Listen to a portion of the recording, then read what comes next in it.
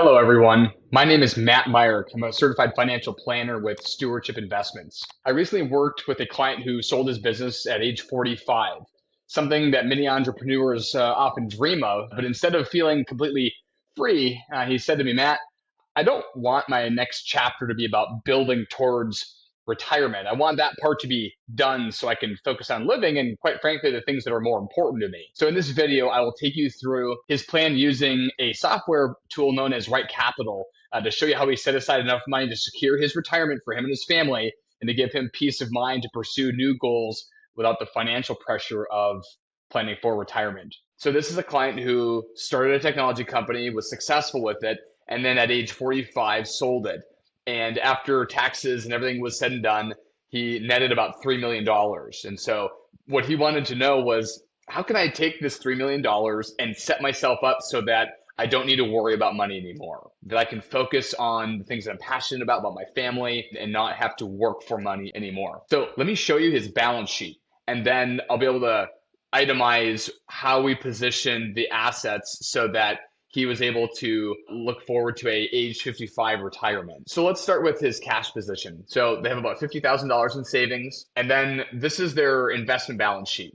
So as you can see, we've got about $350,000 in 401k that was already there. They had Roth IRAs that they'd been funding since their 20s. And the client also had a brokerage account, but 1.5 million of the $3 million he netted from the business sale went into this brokerage account. So we'll talk a little bit about why that ended up being the right move for him. He also was extremely charitably inclined, so he and his wife decided to donate $500,000 into a donor advised fund, which both was tax deductible and also gave them the opportunity for enormous generosity, which I love. The other thing that they wanted to do was they wanted to pay off their house. So they had a mortgage of about $300,000. They cleared that. Their house is worth $700,000, and then we decided to put together a real estate portfolio worth $1 million, which does generate about $6,000 a month of rental income. They both had term life insurance. Tim had 1.5 million and Abigail had 750,000. And so that's kind of a overview of their balance sheet. So let's talk a little bit about their goals.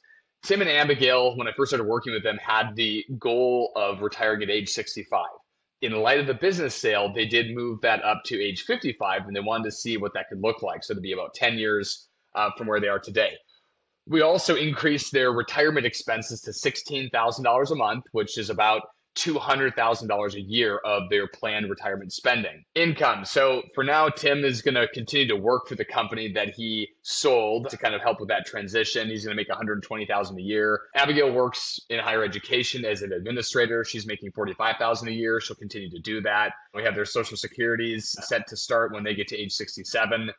And Abigail is going to get a pension of $35,000 once she does retire. Savings. So the assumption right now is to continue to max out Tim's 401k because he'll be a participant in his new company's 401k plan. And so he'll be able to max that out. He'll get a 3% match. They will continue to max out Roth IRAs. They won't be eligible this year because of the business sale, but going forward, they'll be planning to do that. And they currently are spending about $8,000 a month. So they're looking to double that lifestyle once they do hit age 55 and retire. So now that we've moved over to the retirement tab, you can see that they have a 100% probability of success, meaning if they continue to max out their Roths and Tim's 401k, then when they get to age 55, then they could go ahead and stop working and live off of their investments plus their rental income at $6,000 a month from that. So 100% probability of success. You can see the confidence level of their ability to retire is very strong. One thing I'll show you under the cash flow tab is a summary of their cash flow. So you can see they're not working at age 55, right? And then at that point, they would turn on Abigail's pension. And then the other income flows, that's where the rental income is coming in.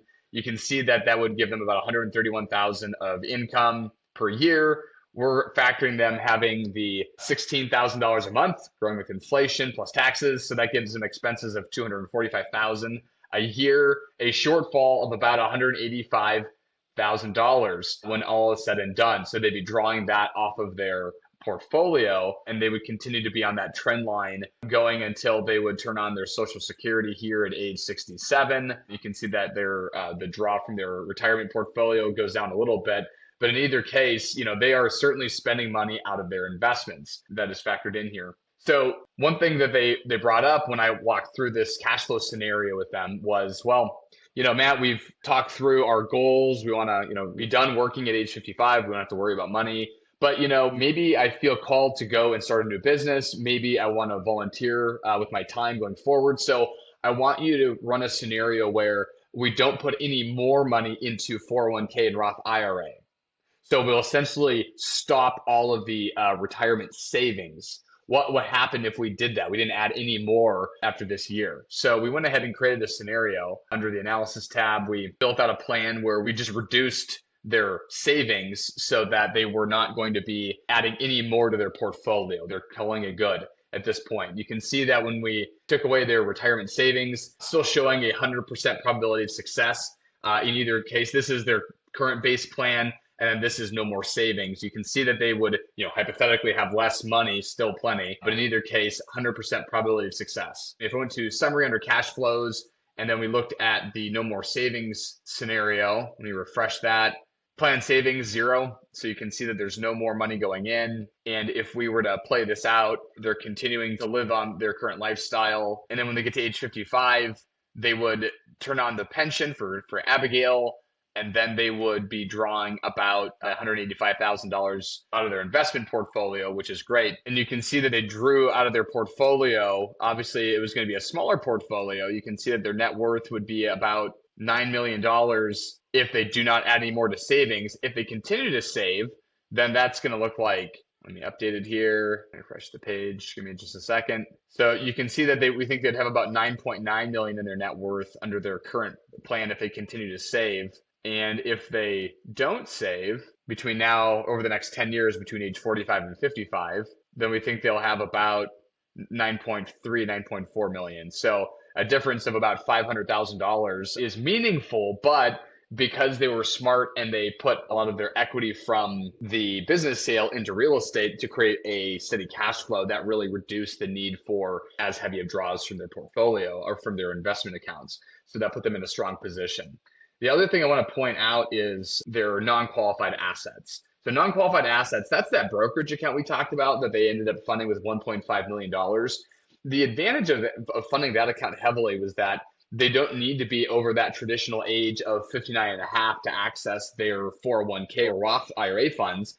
They were able to draw from that brokerage account and also pay capital gains rates on the gains in that account when they pull the money out. So what happens with a brokerage account is you don't get any tax benefits when you put it in, but then it's totally flexible for when you take it out. So they get to age 55, now they've got this bucket of money that they can pull from. They don't have to worry about drawing from a Roth or drawing from a qualified account, which typically is going to get penalized if you draw before age 59 and a half, with the only exception being if it was from a rule of 55 distribution from their 401k plan. But in either case, the point is that they were able to strategically position assets in different buckets, right? They put money into their non-qualified assets here, which gives them a lot of flexibility and the ability to get taxed on a capital gains rate instead of at an income tax rate. They already had quite a bit of money in their qualified assets. That would be 401k and Roth IRAs. But then they also put money into real estate, which is advantageous for them because they got tax deductions from their investment properties, which was helpful in the year, especially in the year that they stole the business, but also produces an income stream from the rental income. And so that puts them in a really strong position. You can see that they allocated money to these different pockets of asset classes as an attempt to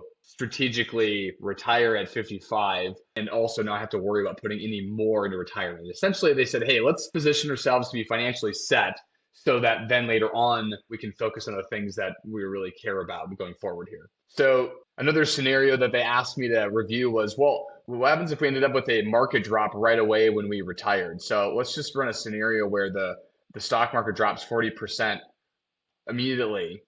What would happen to this retirement plan if we were to put these assets in play and then have a big market correction? You can see that it still leaves them with a 96.6 probability of success. And so they're just positioned to be resilient even if the market conditions aren't perfect. So I hope this was a helpful video for you. To summarize, by prioritizing retirement first, this client freed themselves of the financial pressure to have to continue to add. They were successful. They sold their business, but they needed to make a game plan so that the proceeds they got from selling the business could put them in a position of financial freedom.